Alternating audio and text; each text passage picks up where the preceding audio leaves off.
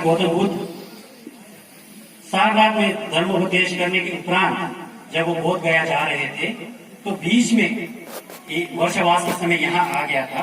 तो वो यहाँ पर एक वर्ष का वर्षावास भगवान बुद्ध ने अपने जीवन में 45 वर्षावास किए हैं। उनमें से एक वर्षावास करते हुए उन्होंने 3 महीना यहाँ पर बिताया था।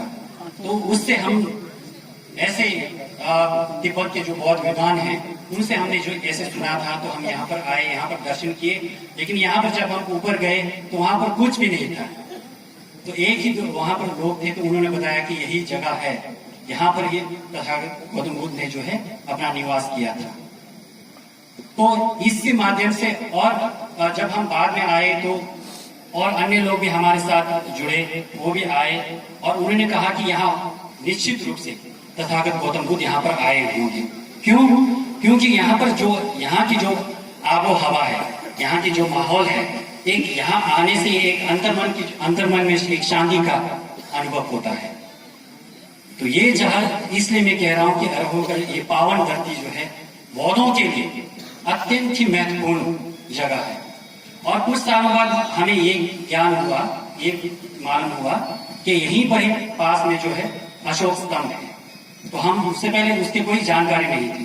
तो तब हम जो है तब तो व्यस्तता के कारण जा नहीं पाए थे। लेकिन हम वहाँ आज हम जब वहाँ दर्शन किए तो हमें बहुत ही आनंद आह्लादित सही मायने में लगा कि हम यहाँ पर जो है अशोक स्तंभ है तो तथागत गौतम बुद्ध का यहाँ पर निवास जरूर हुआ होगा। और आज जो है आज का विषय बिंदु है राष्ट्र की एकता में अखंडता और आपसी सौहार्द में अशोक महान। हम अशोक का जब भी हम नाम लेते हैं बहुत ही आदर के साथ, क्योंकि मैं इससे पहले कर्नाटक में था तो कर्नाटक में भोटी भाषा के माध्यम से हम जो है बौद्ध दर्शन को पढ़ते हैं। तो भोटी भाषा में जब महान अशोक हमें हिंदी और अन्य भाषाओं में जो है केवल सम्राट अशोक या महान अशोक ऐसे मिलते हैं, लेकिन भोटी भाषा में उन्होंने एक शब्द और जोड़ लिया है। उन भोटी भाषा में उसे कहते हैं श्वेगल न्यानन में। श्वेगल का अर्थ है धर्मराज।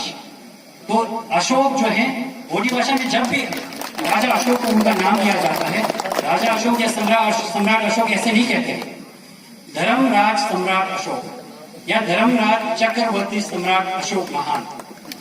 तो इस तरह का हमें ये जो है धर्मराज शब्द जो है मुझे लगता है कि हमें हिंदी भाषा में जब हम बात कर रहे हैं या अंग्रेजी में हमें इस अशोक के साथ इस नाम को हमेशा रखना चाहिए। और उनका धर्मराज कहना जो है केवल एक ये नहीं है ऐसे ही कह दिया, ऐसी बात नहीं। क्योंकि धर्मराज अशोक जब हम वहां पर हम बचपन में जब धर्मराज अशोक के बारे में हम पढ़ते थे कहानी के माध्यम से, तो उनके साथ एक धर्मराज कहने से आत्मीयता का भाव था। उनके साथ हमें लगता था कि उनके साथ हमारे साथ कोई जुड़ाव है, ऐसे महान अशोक के साथ हमारा जुड़ाव है। तो लेकिन जब हम धीरे धीरे अशोक के बारे में, उनके जीवनी के बारे में, उन्होंने अपने जीवन में जो महान लड़ाई लड़ी और उसके बाद लड़ाइयां लड़ने के बाद उन्हें जो है एक अपने अंदर से अंतर्मन से उनका अंतर्मन जाग उठा कि जो है मानव का जो अपने अंतिम लक्ष्य है वो जो है लड़ाई नहीं है, युद्ध नहीं है, उसका अंतिम लक्ष्य है आपसी प्रेम। आज का यहाँ राष्ट्रीय एकता, अखंडता और सौहार्द की जो बात हो रही है, सबके मानव के प्रति प्रेम ये होना, उन्हें जो है यहाँ से एक करुणामय मन पे करुणा कैसे करना है, प्रेम कैसे एक दूसरे के प्रति समाज में प्रेम भाव कैसे जागृत करना है, उसी को ही लेकर उन्होंने जो है अपने जो कलिंग जो युद्ध हुआ था उसके बाद उन्होंने जो है बौद्ध धर्म का उन्होंने अपना लिया था। और उनका बौद्ध धर्म का अपनाने मात्र से हमें ये याद होता है कि वे जो है उन्होंने निश्चित रूप से उस वक्त के तत्कालीन जो जितने भी धर्म होंगे, जितने भी दार्शनिक मान्यताएं होंगी, उनको उन्होंने निरीक्षण किया होगा, परीक्षण किया होगा। उसके बाद उन्हें जो है तथागत गौतम बुद्ध के जो मानवतावादी जन कल्याणकारी जो विचार है उनको जो है अपने मन में सबसे उपयुक्त वो विचार लगे। तो आज यहाँ जो है सम्राट अशोक की शिलालेख की बात हो रही है। तो उन्होंने जो शिलालेखों में जो लिखा है, शिलालेखों के माध्यम से जन जन में जो संदेश उन्होंने दिया है वो संदेश जो है करुणा का है। उन्होंने कई शिलालेखों में ये लिखा है कि हमें जो है प्राणी हत्या से बचना चाहिए, हमें प्राणियों का हत्या नहीं करना है। कहीं तो विशिष्ट उन्होंने जो है संदर्भ देते हुए कहा है कि जो है कोई पशु हैं उनको जो है सीमित समय तक, या कोई पशु हैं उनको जो है बिल्कुल ही नहीं मारना है, कोई पशु को जो है सीमित समय के बाद आप उनका जो है वो कर सकते हैं।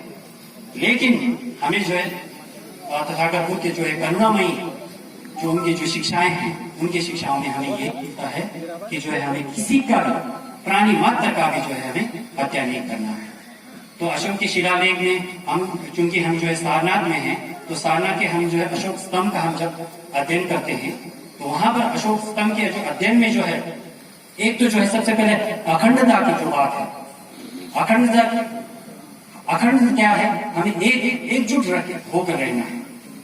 हमें जो है हमारे मानव के बीच में जो है जो भेदभाव है, ऊंच नीच का भेदभाव है, एक जो है पद, जब हमें जो है किसी के बीच में एक पद दिया जाता है, हमें पद मिलता है, अध्यक्ष का पद मिले या कुछ पद मिलते हैं, तो जो नीचे के लोग हैं हमें उन्हें जो है एक हीन भाव से देखने की एक जो है मनोवृत्ति जैसी हो जाती है। वो भी एक मानव के बीच में वो भेदभाव उत्पन्न कर रहा है। उसी प्रकार जो जैसे मतलब कि आज के भारतीय समाज में हम देखते हैं कि जो है हम जहां भी जाते हैं कहीं ना कहीं जो है एक जो है जातिगत भेदभाव हमें दिखाई देता है।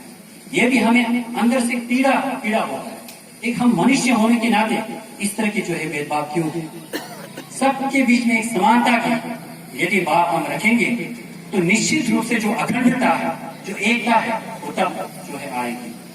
इसलिए जो है करुणा का भाव हमें सभी के बीच में, एक मानव के बीच में जो है हमें जो है भेद करने की जो प्रवृत्ति है उसे त्यागना होगा।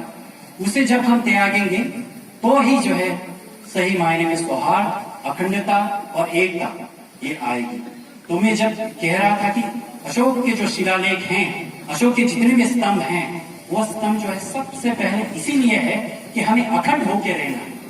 क्योंकि जो है उन्होंने जितने भी शिलालेख उन्होंने लिखा है, अखंडता में उन्होंने जो है सबसे पहले सारनाथ का जो स्तूप उन्होंने जो है वहां बनवाया है, उस स्तूप के माध्यम से उन्होंने ये संदेश दिया है कि जो भिक्षु संघ में जो तथागत गौतम बुद्ध के महापरिनिर्वाण के पश्चात जो 18 निकायों में जो बंट रहे थे, बहुत जो है 18 निकायों में जो अलग अलग हो रहे थे, तो उन्हें यह संदेश था कि आप जो है एकजुट रहिए, संघ में आप भेद मत लगाइए, आपको एकजुट रहना है, अखंड रहना है। तो वहीं से जो है अशोक स्तंभ के माध्यम से जो है उन्होंने जो है अखंडता का वहां पर संदेश दिया था। और मैं ये निश्चित रूप से कहना चाहूंगा कि अशोक सम्राट ने, मैं तो यहाँ कहूंगा कि धर्मराज अशोक ने जब उन्होंने जो है इस तरह के, यदि उन्होंने इस तरह के जो है अशोक स्तंभ के माध्यम से, शिलालेखों के माध्यम से, 84,000 स्तूपों के माध्यम से यदि उन्होंने शिलालेख ऐसे प्रचार नहीं किया होता तो आज बौद्ध धर्म जो है शायद ही हमें किंवदंतियों के माध्यम से, या यूं कहें कि अनुश्रुतियों के माध्यम से, या दंत कथाओं के माध्यम से ही सुनने में आता कि तथागत गौतम बुद्ध ऐसे महापुरुष हुए थे, या तथागत गौतम बुद्ध की बौद्ध धर्म ऐसे हुई थी। अगर ये स्तंभ, अशोक स्तंभ अगर आज यहाँ पर हमारे सामने मूर्त रूप में नहीं होता तो हमें केवल सुनने में ही मिलता कि जो है इस तरह के महान विद्वान हुए थे।